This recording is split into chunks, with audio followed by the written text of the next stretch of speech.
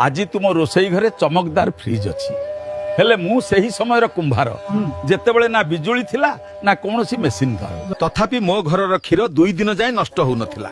लोके आश्चर्य होउथिले एही प्रचंड खरारे बिना बरफरे यह केमिति संभव। मो पाखरे थिला प्रकृतिर एक सरल विज्ञान।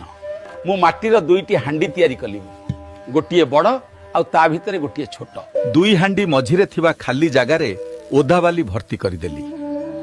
बास एतिकी ही थिला मोर कारीगरी।